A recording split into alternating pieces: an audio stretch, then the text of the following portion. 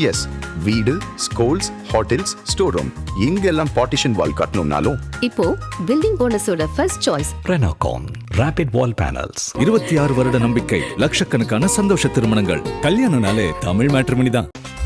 No compromise. உங்க சைடுலயும் எங்க சைடுலயும். It's a GT promise. GT Holidays, South India's #1 travel brand. வணக்கம். இன்றைய ஆதன் செய்திகள். மேதன நினைவு சின்னத்தில் முதலமைச்சர் ஸ்டாலின் மரியாதை. கோடை வெப்பத்தால் தமிழகத்தில் வறண்ட ஏரிகள். தாவேகா தலைவர் விஜயின் வேளாங்கண்ணி பயணம் போன்ற தகவல்கள் உள்ளடக்கிய ஒரு சிறிய செய்தி தொகுப்பை இப்பொழுது பார்க்கலாம்.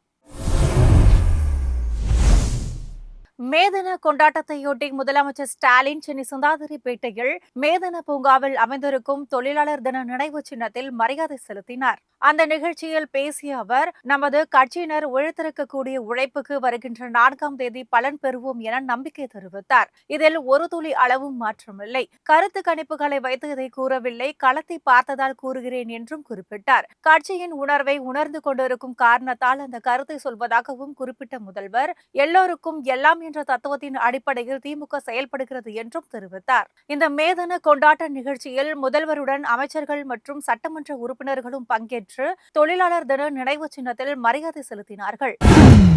தமிழக வெற்றி கழகத்தின் தலைவர் விஜய் தொழிலாளர்கள் அனைவருக்கும் மேதன வாழ்த்து தெரிவித்துள்ளார். உழைப்பாளர்களுக்கான உரிமைகள் முழுமையாக கிடைக்க இந்த நாளில் உறுதியேற்போம் என அவர் தெரிவித்துள்ளார். அவர் வெளியிட்டிருக்கும் அறிக்கையில், உழைப்பால் உயர்வோம் என இரவு பகலாக உழைத்து வரும் உழைப்பாளர்களுக்கான உரிமைகள் முழுமையாக அவர்களுக்கு கிடைத்திட, உழைப்பாளர்களின் வாழ்வாதாரம் மேலும் உயர்ந்திட உறுதியேற்போம் என தெரிவித்துள்ளார். உழைக்கும் கரங்களை போற்றுவோம், அனைவருக்கும் உழைப்பாளர் தின வாழ்த்துக்கள் என விஜய் அந்த அறிக்கையில் குறிப்பிட்டுள்ளார். புயல் வருகிறது, இந்த புயலை எந்த சக்தியாலும் தடுத்து நிறுத்த முடியாது என ஈரான் அரசுக்கு அமெரிக்க அதிபர் டிரம்ப் மீண்டும் எச்சரிக்கை விடுத்துள்ளார். அமெரிக்கா ஈரான் இடையே போர் நிறுத்தம் அமலில் இருக்கும் சூழலில் அவர் சமூக வலைதளத்தில் இது குறித்த பதிவு ஒன்றை வெளியிட்டிருக்கிறார். அணுசக்தி தொடர்பான ஒப்பந்தத்தில் கையெழுத்திட ஈரான் தொடர்ந்து மறுத்து வருகிறது. அந்த நாடு விரைவில் புத்திசாலித்தனமான முடிவை எடுக்க வேண்டும். இனிமேல் பொறுமையாக இருக்க முடியாது, தொடர்ந்து நல்லவனாக இருக்க மாட்டேன் என ட்ரம்ப் அந்த பதிவில் குறிப்பிட்டுள்ளார். அவர் வெளியிட்டிருக்கும் மற்றொரு பதிவில், புயல் வந்து கொண்டிருக்கிறது, இந்த புயலை எந்த சக்தியாலும் தடுத்து நிறுத்த முடியாது என தெரிவித்துள்ளார். இதற்கு மத்தியில் ஈரான் மீது மிக பெரிய தாக்குதலை நடத்த அமெரிக்க ராணுவம் தயாராகி வருகிறது என்றும், குறிப்பாக ஈரானின் எரிசக்தி நிலையங்கள் மீது தாக்குதல் நடத்த திட்டமிடப்பட்டுள்ளதாகவும் அமெரிக்க அரசு தொடர்புடைய வட்டாரங்கள் தெரிவித்திருக்கின்றன. இதனால் ஈரான் எல்லைப் பகுதியில் போர் முடிந்தும் முடியாமல் நீரபூத நெருப்பாகவே இருந்து வருகிறது. நடப்பு நிதியாண்டில் இந்தியாவின் அந்நிய நேரடி முதலீடு 8.56 லட்சம் கோடி ரூபாயை தாண்டும் என தெரிவிக்கப்பட்டுள்ளது. மத்திய தொழில் மற்றும் உள்நாட்டு வர்த்தக மேம்பாட்டுத்துறை செயலாளர் இதுகுறித்து செய்தியாளர்களுக்கு பேட்டியளித்த பொழுது, அந்நிய நேரடி முதலீடுகளை எதிர்பார்ப்பதற்காக மத்திய அரசு தொடர்ந்து பல்வேறு சீர்திருத்த நடவடிக்கைகளை செய்து வருவதாக தெரிவித்தார். இதன் பலனாக கடந்த 2025 ஏப்ரல் முதல் 2026 பிப்ரவரி வரையிலான 11 மாத காலகட்டத்தில் நமது நாட்டின் அந்நிய நேரடி முதலீடு $88 பில்லியன் கடந்து இருப்பதாகவும் குறிப்பிட்டார். முழுமையான நிதியாண்டு முடியும் பொழுது இந்த முதலீடு $90 பில்லியன் எட்டும் என எதிர்பார்க்கப்படுவதாகவும் அவர் தெரிவித்தார். தமிழகத்தில் கோடை வெப்பம் நாளுக்கு நாள் அதிகரிக்கும் நிலையில் 1500க்கும் அதிகமான ஏரிகள் வறண்டு போய் இருப்பதாக நீர்வளத்துறை தெரிவித்துள்ளது. தமிழகம் முழுவதும் 14,041 பாசன ஏரிகள் இருக்கின்றன. அவற்றுள் 689 ஏரிகள் 100% தண்ணீர் நிரம்பியுள்ளது. சுமார் 1200 ஏரிகள் 76 முதல் 99% வரை நிரம்பி இருக்கின்றன. 3657 ஏரிகள் 50% வரை தண்ணீர் இருப்பதாகவும், 4722 ஏரிகள் 25% வரை தண்ணீர் இருப்பதாகவும் தெரிவிக்கப்பட்டுள்ளது. அதே நேரம் 1508 ஏரிகள் முற்றிலும் தண்ணீரின்றி வறண்டு கிடப்பதாகவும் நீர்வளத்துறை தெரிவித்துள்ளது. அதிகபட்சமாக சிவகங்கை மாவட்டத்தில் 380 ஏரிகள் வறண்டு போய் கிடப்பதாகவும், மதுரையில் 264 ஏரிகளும், திண்டுக்கல் மாவட்டத்தில் 129 ஏரிகளும் வறண்டு போய் இருப்பதாக தெரிவிக்கப்பட்டுள்ளது.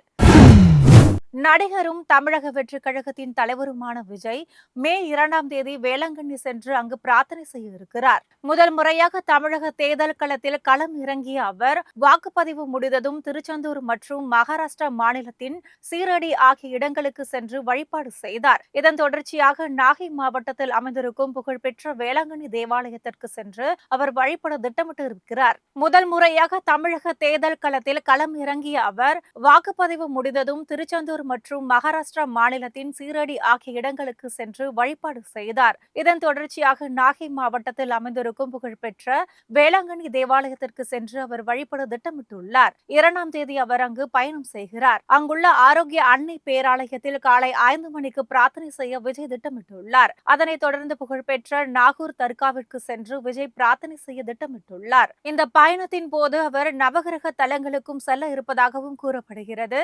என்றாலும் இந்த பயணம் குறித்த அதிகாரப்பூர்வ தகவல் ஏதும் வெளியாகவில்லை. சென்னை உயர்நீதிமன்ற வழக்கறிஞர் சங்க தலைவராக ஆர்.சி. பால் கனகராஜ் மீண்டும் தேர்வு செய்யப்பட்டுள்ளார். அண்மையில் நடைபெற்ற தேர்தலில் பாஜக மாநில துணைத் தலைவர் பொறுப்பில் இருக்கும் ஆர்.சி. பால் கனகராஜ் மீண்டும் போட்டியிட்டார். தேர்தலில் மொத்தம் 5,902 வாக்குகள் பதிவான நிலையில் அதிகபட்சமாக பால் கனகராஜுக்கு 1,892 வாக்குகள் கிடைத்தன. இதன் மூலம் சுமார் 500 வாக்குகள் வித்தியாசத்தில் அவர் வெற்றி பெற்று 5வது முறையாக சென்னை உயர்நீதிமன்ற வழக்கறிஞர்கள் சங்க தலைவராக தேர்வு செய்யப்பட்டுள்ளார். செயலாளர் பதவிக்கு போட்டியிட்ட தவேக தலைவர் அணி மாநில ஒருங்கிணைப்பாளர் அறிவழகன் வெற்றி பெற்றார். இதற்கு முன் அவர் இச்சங்கத்தின் மாநில துணைத் தலைவர் பொறுப்பில் இருந்திருக்கிறார். மதுரை சித்திரை திருவிழாவின் மற்றொரு சிறப்பம்சமாக கள்ளழகர் வைகை ஆற்றில் இறங்கும் வைபவம் வழக்கமான உற்சாகத்துடன் விமர்சையாக நடந்தது. இந்த நிகழ்ச்சியில் பக்தர்கள் பல்லாயிரக்கணக்கில் பங்கேற்று தரிசனம் செய்தனர். கடந்த 27ஆம் தேதி தொடங்கிய சித்திரை திருவிழாவில் முக்கிய நிகழ்ச்சியான கள்ளழகர் வைகை ஆற்றில் இறங்கும் வைபவம் இன்று அதிகாலை நடைபெற்றது. அதிகாலையில் கோவிலில் இருந்து புறப்பட்ட கள்ளழகர் தல்லாகுளம் கருப்பண்ணசாமி கோவில் முன்பு அதிகாலையில் 1000 பொன் சப்பரத்தில் எழுந்தருளினார். அதன் பிறகு அங்கிருந்து வைகை ஆறு நோக்கி தங்க குதிரை வாகனத்தில் புறப்பட்டார். லட்சக்கணக்கில் திரண்ட பக்தர்கள் பரவசத்துடன் வரவேற்று மகிழ்ந்தனர். அதிகாலை 5:48 மணி அளவில் பச்சை பட்டாடை உடுத்தியபடி கள்ளழகர் வைகை ஆற்றில் இறங்கினார். அப்பொழுது வைகை ஆறு முழுவதும் திரண்டிருந்த லட்சக்கணக்கான பக்தர்கள் பக்தி முழக்கங்களை எழுப்பி பரவசத்தில் ஆழ்ந்தனர். சென்னையில் வணிக பயன்பாட்டிற்கான சிலிண்டர் விலை அதிரடியாக உயர்த்தப்பட்டுள்ளது.